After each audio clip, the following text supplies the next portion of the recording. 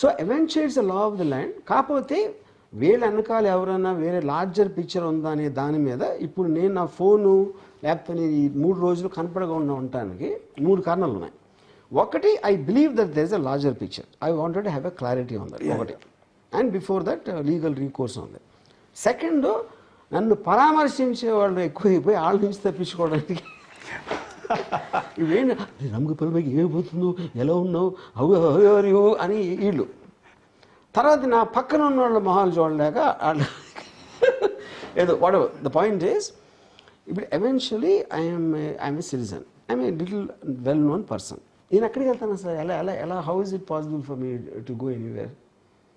అప్పుడేంటి వాళ్ళు రిప్లై ఇచ్చారనుకోండి, ఇది కుదరదు, వచ్చి తీరాల్సిందే అంటే 100% తెలియదు. నేను ఓకే, నేను అడిగింది ఏంటి, నా పనులు ఉన్నప్పుడు నేను వీడియో కాన్ఫరెన్స్లో క్వశ్చన్స్ మీరు అడిగిన అన్ని క్వశ్చన్స్కి నా ఇంటెన్షన్ ఏంటి, ఎప్పుడు చేశాను, ఎందుకు చేశాను, చేయలేదా ఏంటి, ఆ క్వశ్చన్స్ అన్ని ఆన్సర్ చెప్తాను.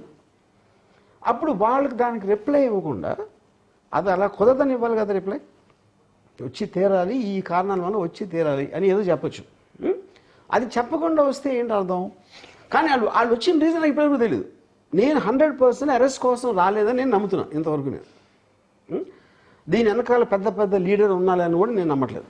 అది ఓకే, ఇదేదో మిడ్ లెవెల్లో ఏదో చిన్న మిస్చీఫ్కి చేస్తున్నారు, వాళ్ళ ఎంటర్టైన్మెంట్ కోసం చేస్తున్నారు అని నా ఫీలింగ్. అంటే అందులో తప్పు లేదని కూడా నా ఫీలింగ్.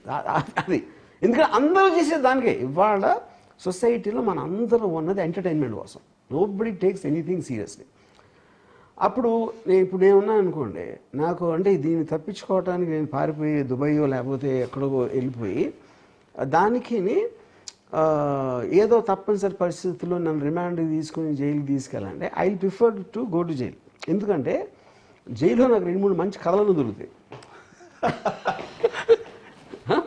ఇదేం ఉరి శిక్ష కాదు కదా, ఇదేం మర్డర్ కేసు కాదు కదా, ఇదేమి హీనస్ క్రైమ్ ఆఫ్ వైలెన్స్ అది కాదు కదా. Eventually it's a technical aspect. అది నాకు ఇప్పటికి కూడా అది ఎలా అప్లై అవుతాయనేది, ఇప్పుడు నేను లాయర్ని కాదు, అవి ఎలా అప్లై అవుతాయనేది నాకు పెద్ద మిస్టరీ ఇప్పటివరకు అసలు. So that of course the court will decide, the highest authority.